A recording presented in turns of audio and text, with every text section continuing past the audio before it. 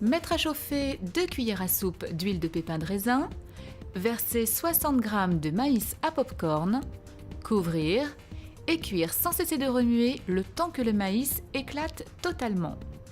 Débarrasser les pop-corns dans un saladier et réserver à température ambiante. Porter à ébullition 40 g d'eau, verser 100 g de sucre semoule. Précaution à prendre quand on réalise un caramel. Prendre une casserole déjà suffisamment grande. Parce que dès que l'on va déglacer avec la crème, qu'est-ce qui va se passer? Ça va prendre du volume et ça risque de déborder.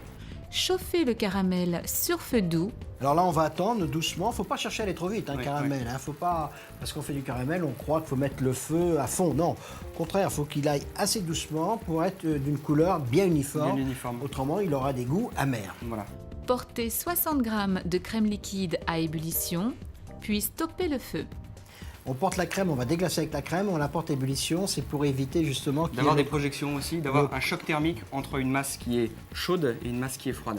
Ôter le caramel du feu dès qu'il arrive à jolie coloration et déglacer avec la crème liquide. Verser la crème au caramel encore chaude sur les pop-corns et les enrober soigneusement. Faire le milkshake avec 4 bananes coupées en morceaux et citronnées. Ajouter 10 g de sucre vanillé, 20 g de sucre semoule, le jus d'un citron jaune, verser 200 g de lait bien froid, puis émulsionner le tout. Incorporer 100 g de glace vanille bien froide, ajouter 120 g de crème liquide bien froide et mélanger. Dresser dans de jolis verres de présentation avec une paille et déguster accompagné des pop-corns caramélisés.